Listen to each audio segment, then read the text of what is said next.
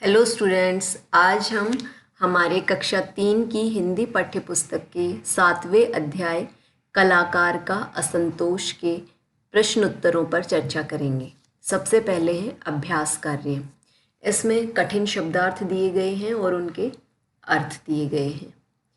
कठिन शब्दों के अर्थ उनके सामने दिए गए हैं। गुजारा, जीवन यापन या जिंदगी का चलना। हुनर, योग्यता, कौशल, प्रतिभा। दाम, कीमत। झिड़की, हल्की डांट। तराशी, निखरी, अच्छे ढंग से उकेरी गई। संतोष, तसल्ली, तृप्ति, संतुष्टि। छाछ, सूप या छाजड़ा। झल्लाकर, खींचकर, चिढ़ना। लज्जित, शर्माना। इसके बाद है उच्चारण के लिए। आपको इनका उच्चारण मेरे साथ साथ करना है। मूर्तियाँ, हुनर, शुरू, झल्लाकर, 15, संतोष। सोचें और बताएं। पहला प्रश्न है, बेटे की मूर्तियां आसानी से क्यों बिक जाती थी? क्योंकि वो सुंदर तरीके से तराशी हुई होती थी, उनमें कोई कमी नहीं होती थी, इसलिए वो आसानी से बिक जाती थी। प्रश्न 2, बाप उदास क्यों हो गया? बेटे की बातें सुनकर बाप उदास हो गया। प्रश्न 3, कलाकार के संतोषी होने पर उसकी कला पर क्या प्रभाव पड़ता है? इसका जवाब है, कलाकार के संतोषी होने पर उसकी कला पर विपरीत प्रभाव पड़ता है।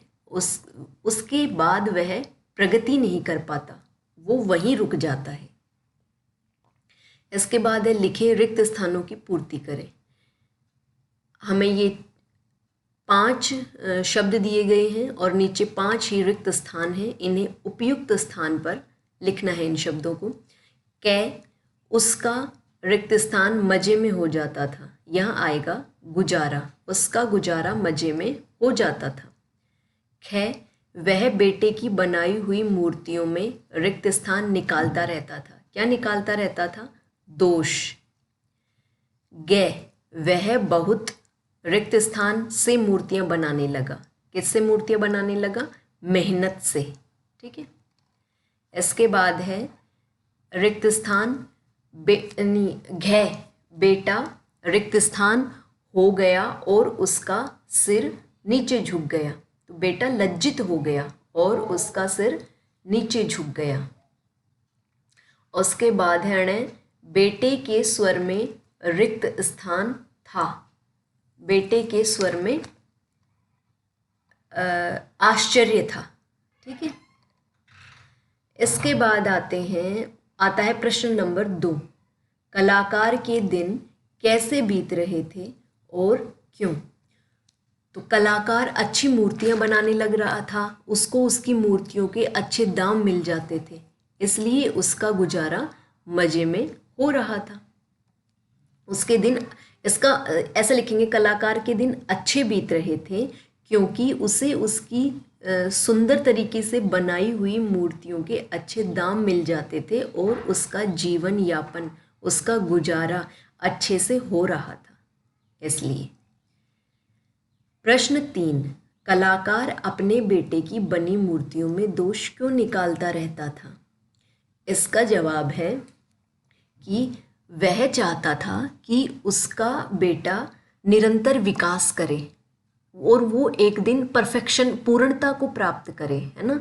इसलिए वो और अच्छा कर सके उसका पुत्र, इसलिए वह अपने बेटे की बनी मूर्तियों में दोष निकालता रहता था। प्रश्न 4, बेटे की मूर्तियां बाप की मूर्तियों से अच्छी क्यों बनने लगी? इसका जवाब है, बाप की झिड़की खा खाकर बेटे ने ये सोचा कि क्यों ना मैं और अधिक मेहनत करूं और इतनी सुंदर मूर्ति बनाऊं कि मुझे पिता की डांट खानी ही ना पड़े, और इसलिए वो कठिन मेहनत से बहुत सुंदर मूर्तियां तराशने लगा और इसलिए उसकी मूर्तियाँ बाप की मूर्तियों से अच्छी बनने लगी। प्रश्न 5, बेटे की बात सुनकर पिता को कैसा लगा? पिता ने उसे क्या समझाया?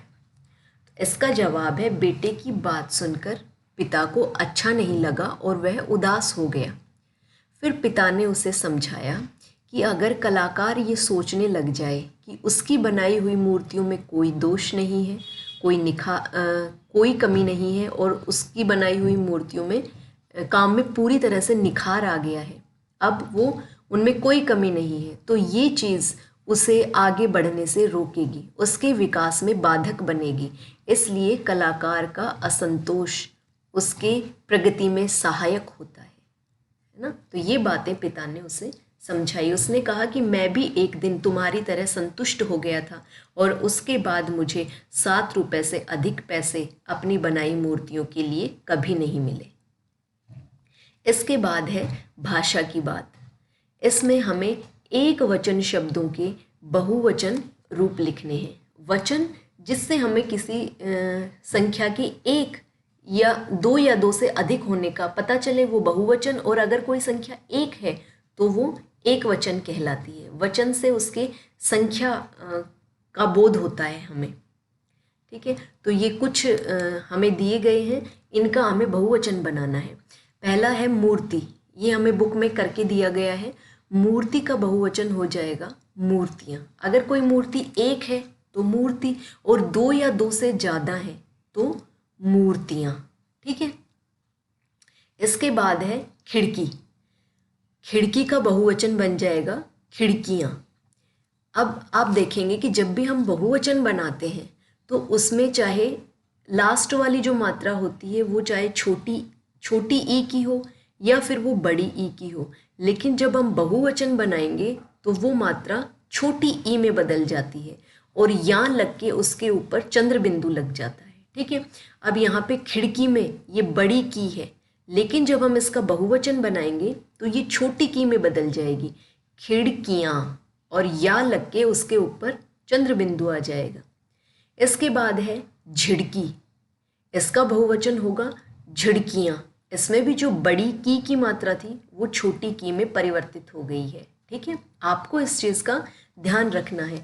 अगर आपके पास बहुवचन दिया गया हो और आपको उसे एक वचन में बदलना है तो आप जो छोटी ई की मात्रा है उसे आप बड़ी ई में परिवर्तित कर देंगे, ठीक है।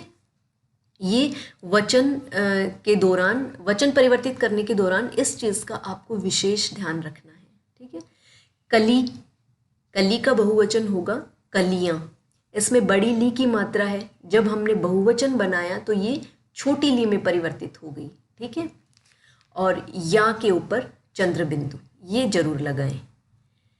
गली, गली का बहुवचन होगा गलियाँ। बड़ी जो ली थी वो छोटी ली में परिवर्तित हो गई है, बदल गई है, ठीक है। इसके बाद है डाली। डाली में भी बड़ी ली है और डालियाँ, जो बड़ी ली है वो छोटी ली में परिवर्तित हो गई है, ठीक है।